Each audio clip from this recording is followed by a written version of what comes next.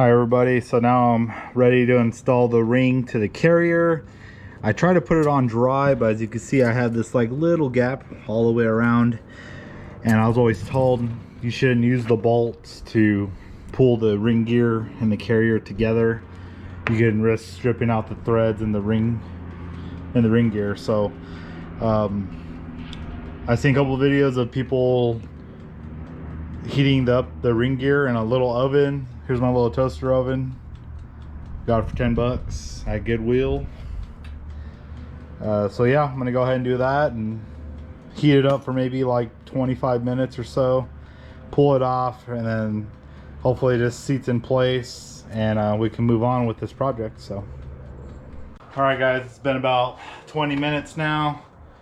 I'm gonna go ahead, open up the oven, my toaster oven, with some welding gloves, that way I don't get burned, and then try to set this ring on here at the same time, line it up with at least 2 bolts to kind of close it up. All should work out though, so wish me luck.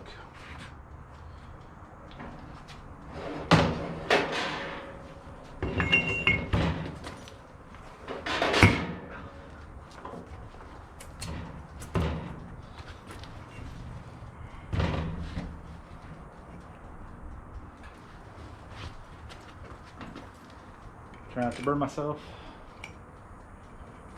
Lefty loosey.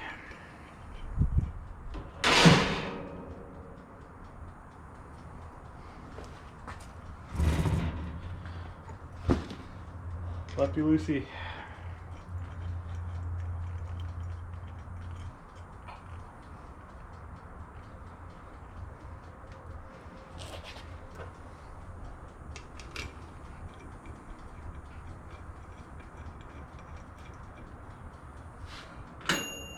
All done.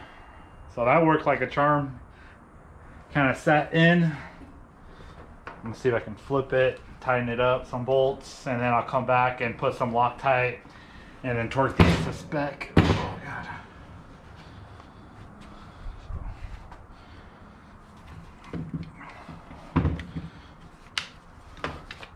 Oh, lefty tighty.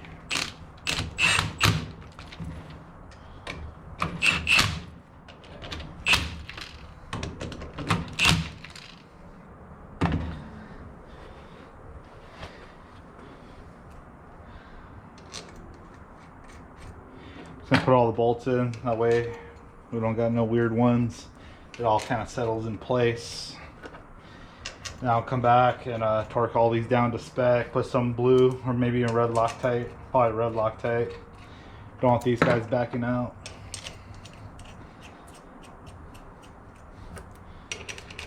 So, awesome.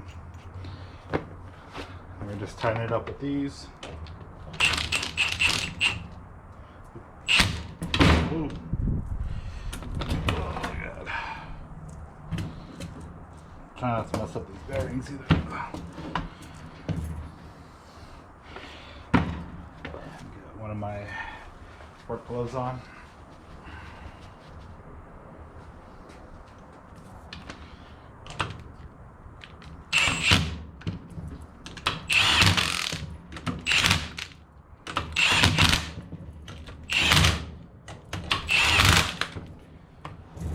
Yeah, buddy.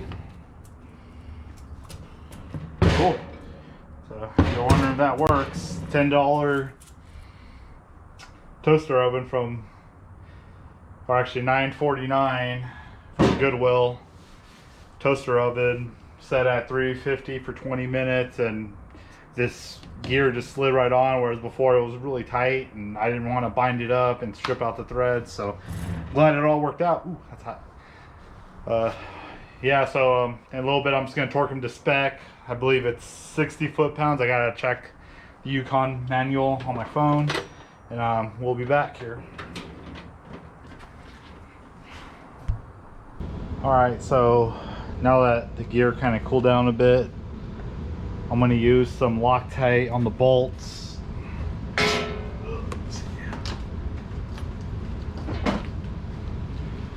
gonna go ahead and use red Loctite.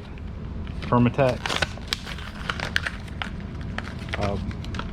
Just gonna remove the bolts one at a time. Still a bit warm.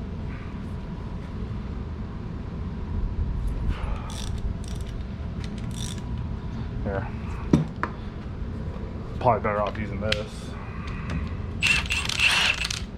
As long as you don't go crazy with it, I think you'll be okay. You gotta open that up, you gotta cut that off. Got my knife. Cut off just the tip. Good job. Oh, clean the blade.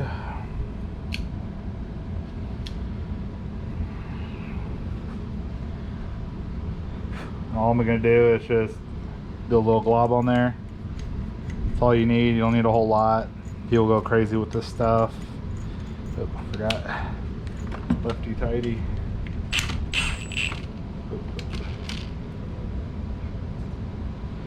Still a bit warm. Okay. Next one. Okay.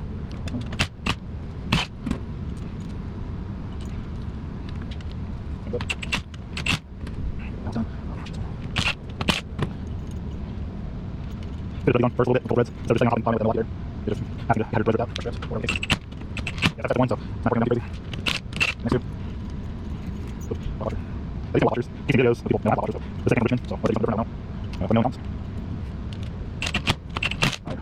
And these two. Oh wait, I'll have it hard, I guess. Lefty tighty. Yeah, this one double check. I'll do this one. Yeah, over there. This one, maybe this one. We'll check. I'm gonna watch over there. I probably should be. Alright, so here's the deal. I don't own a vise, alright, big whoop. But I do have this new press I just got to press these bearings in. And I figured if I can wedge the carrier in here and like on the flat ends or somewhat flat ends, the open spots, I can kind of press it enough just to hold it in place so I can torque these bolts down to 65 foot-pounds. Obviously I wasn't able to hold it and turn it. So yeah, I think it should work. Oh yeah. So let's go ahead and torque these down.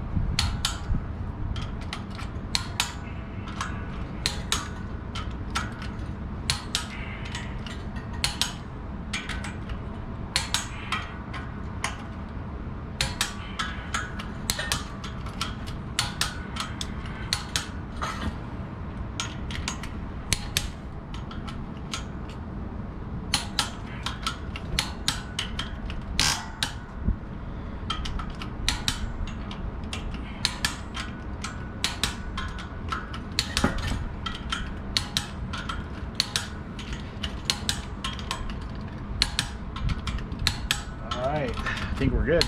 65 foot-pounds. Let me loosen her up.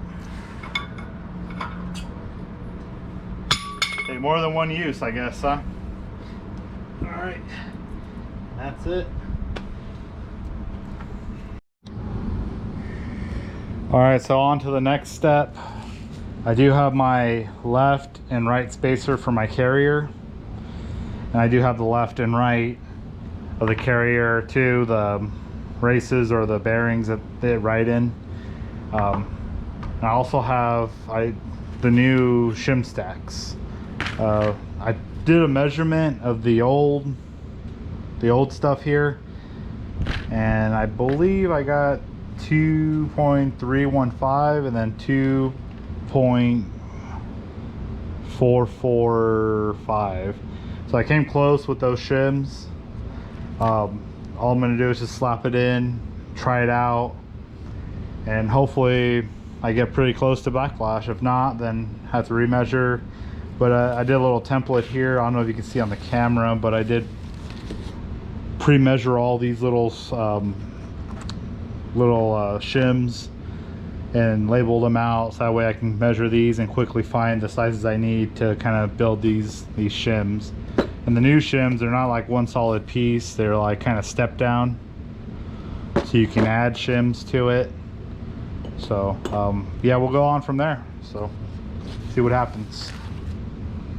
All right, so right now I'm gonna put the carrier in here, all while holding the shims and races and stuff in place.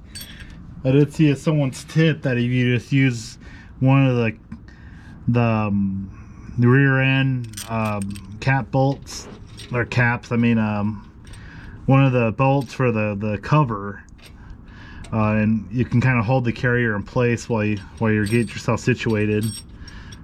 So I'm gonna go ahead and try that out.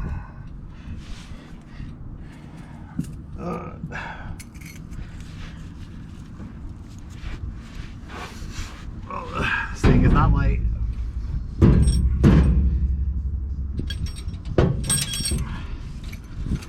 Yeah, make sure you wear gloves. All this stuff's super sharp.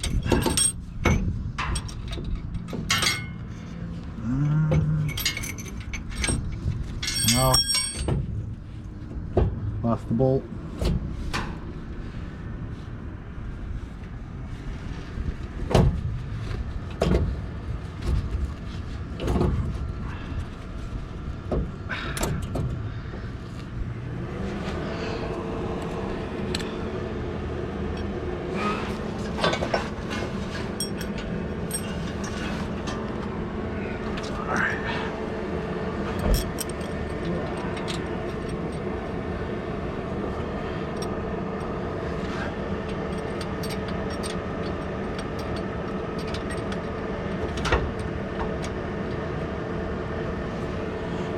Alright, so got the rear shim pack here, or the right side, my bad, and then got the left side shim pack.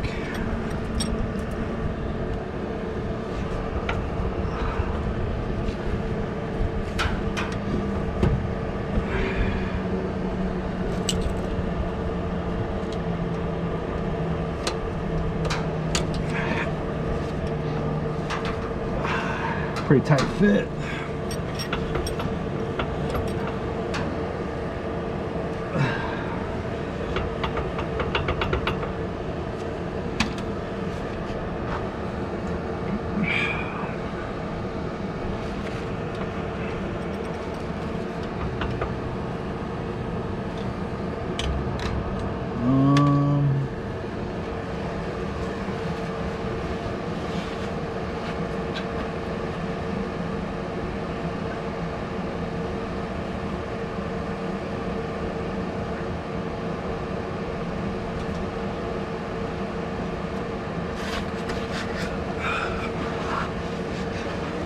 Have this mallet with the ratchet with the rubber end. Just gonna kind of give it some taps.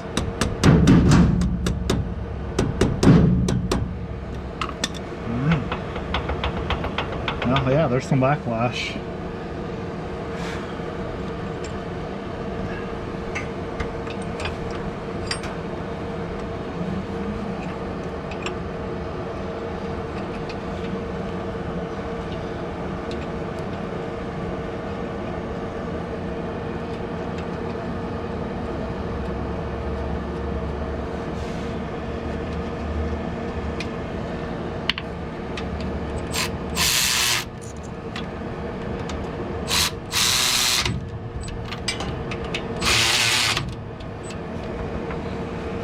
Grab the other side.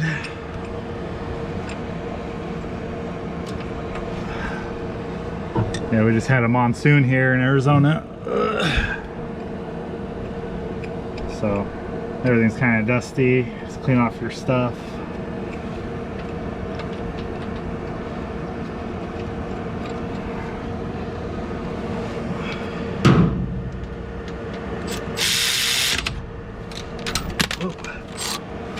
Ooh.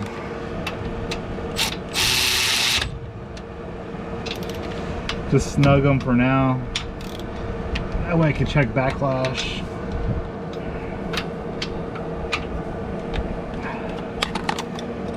I do hear something though, so.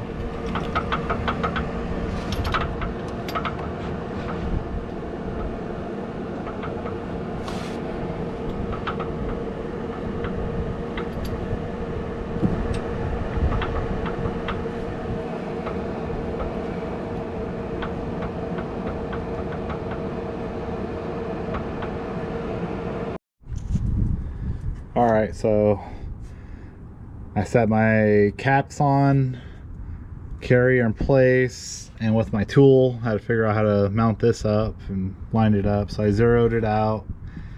When I do my backlash, I'm a little over, or a lot over. It's supposed to be 6 to 8, or yeah, 6 to 10 backlash, and I'm having 15. So I need to move the carrier towards, right? So I think I need to add more to this side to bring it in to decrease backlash. So I'm gonna go ahead and do that now.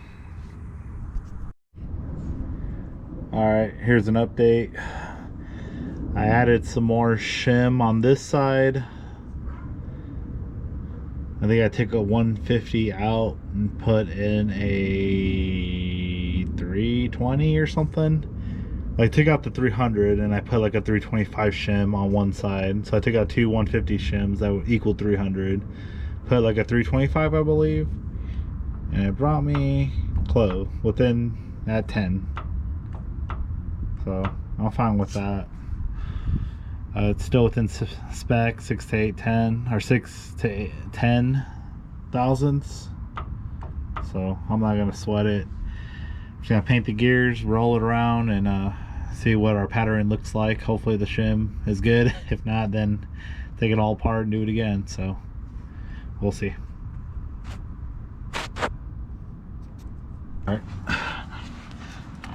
Now I'm gonna paint some yellow paint on the gears and see where we are at as far as pattern wise what we're doing here. It says this stuff is a little thick, so you should kind of mix it with some gear oil. This looks kind of fine though to me. It doesn't look like it's too thick, but hit the hill, the toe, the crown, the bottom.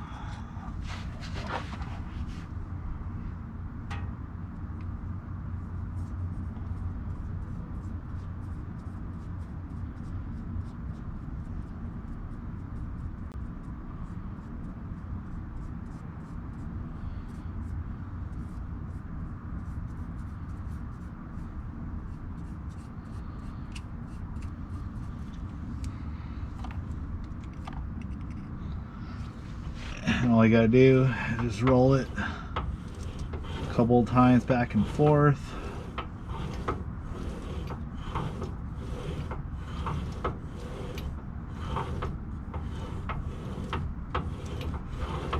Alright, let's see what we got.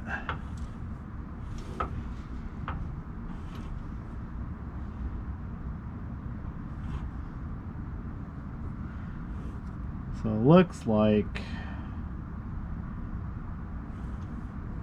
my pinion, I can go deeper with a thicker pinion or pinion shim.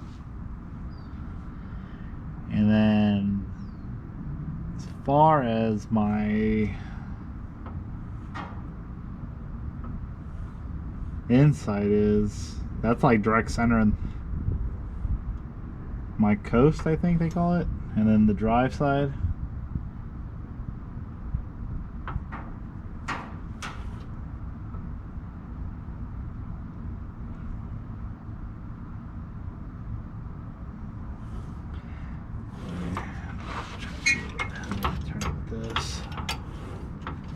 If I get anything different.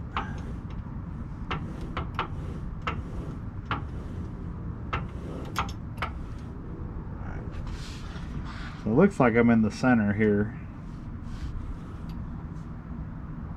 And on the back side, I'm off to the side here to the left.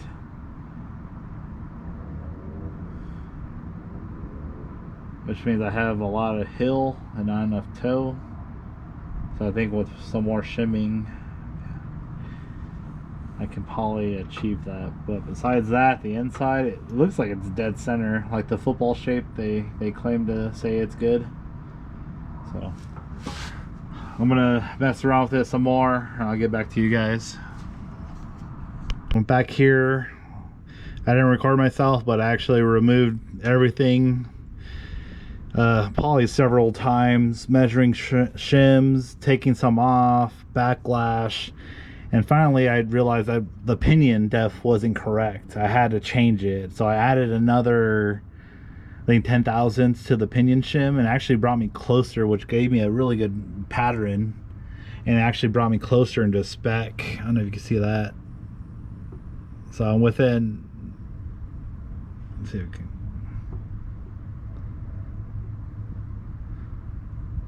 between 6 and 8. I think I'm hitting like 8 to 10 around there in 3 different spots.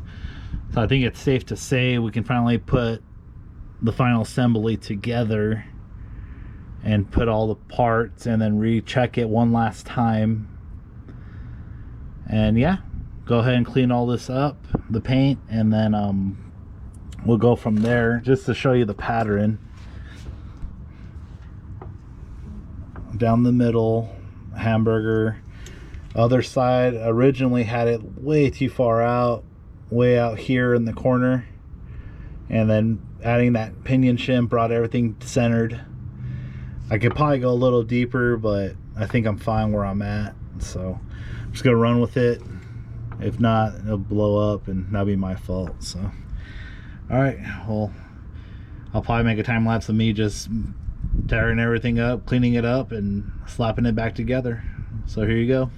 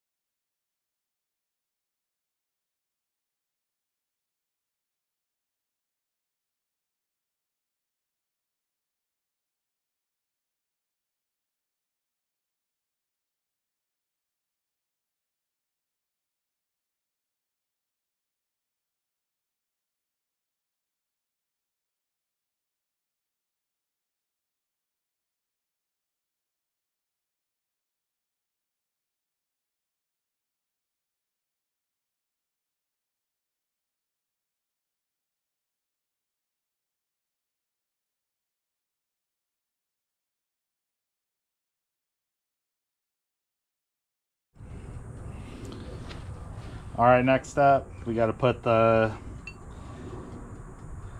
inner pinion bearing on here. I already got my shim correct. I got this cleaned up as best as I can. Right now, I've done this already once before with the ring, to put the ring on the carrier. So now I'm gonna do this to the pinion, put the bearing on. It should slide on. I have it set to 350. It's been about almost 30 minutes now. It's about to ding here in a second. And hopefully it all goes on. If not, I still got my press back here. I can finish pressing it on. But like I said before in the other video, only $10. I got a toaster oven just to use for automotive stuff. So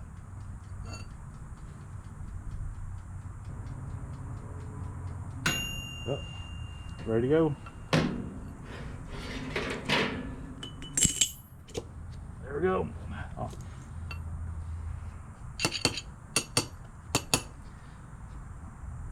There it is, set all the way down, smoking pretty good.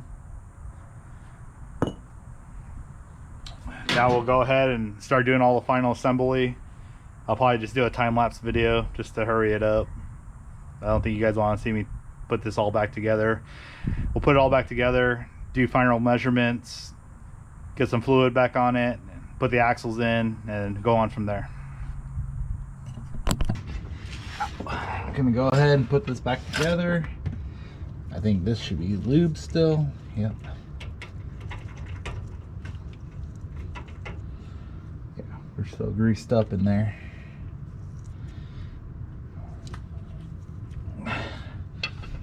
All right, and then take this off. Put my nuts in my socket. I got my washer and my yoke right here, and then I got my crush sleeve on my pinion. So I'm coming from the other side, see if I can squeeze it all together, make it happen.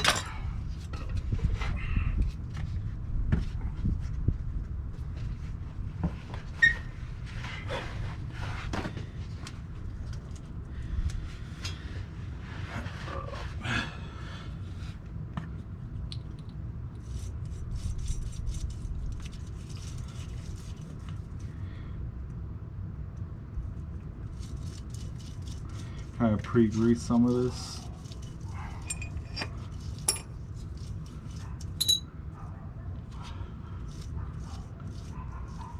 You shouldn't use heavy grease or else it can throw off the torque specs and all that stuff. So, alright, so go ahead, shove this in here.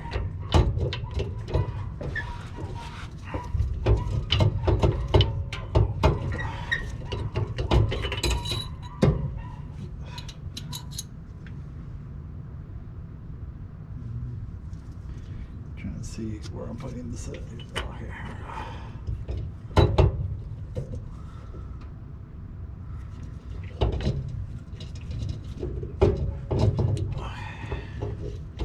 Oh yeah.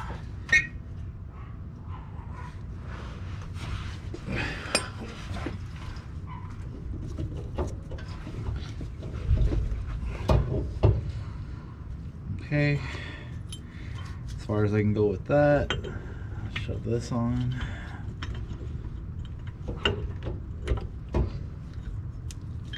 Shove this on.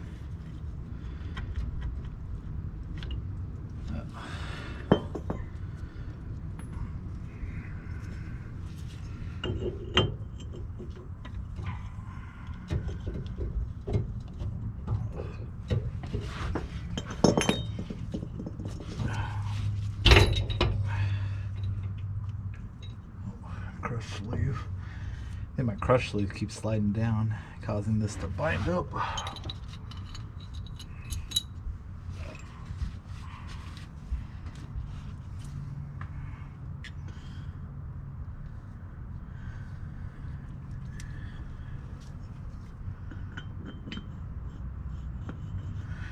That should be good. Let's try this again.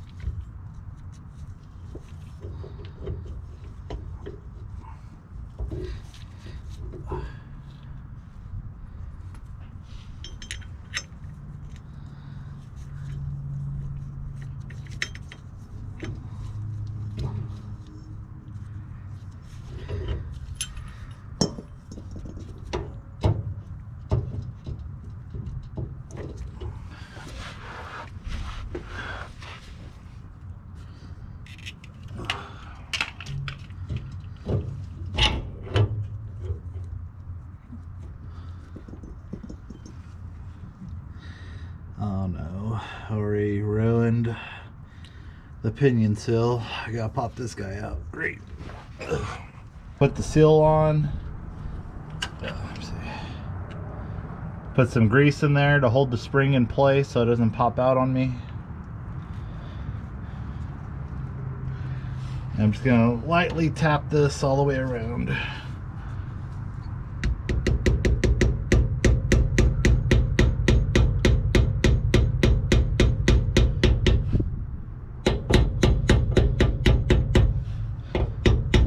project. Just patience, dude. That's all I can say. Just have patience when you do all this stuff. Every time I've rushed so far, I've damaged things, ruined stuff. I'm sure I'll talk about it later when I'm done making this video.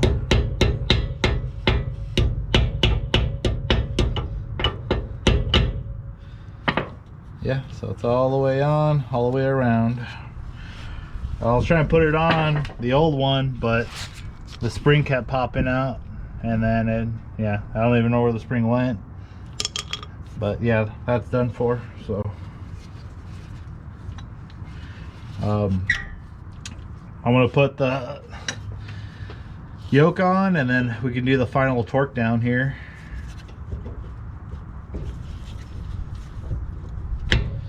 Slide that on. I might just go back to using this thick washer, and then all right, hey guys, this is way in the future of this video.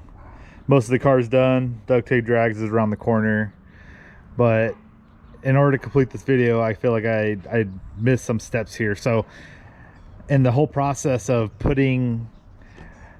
taking off, putting the pinion and stuff back together, when I had to I didn't have the right tolerances earlier in the video, and I think I told you guys, hey, I took this thing apart like several times. Well, in that process, I actually damaged the threads on the pinion.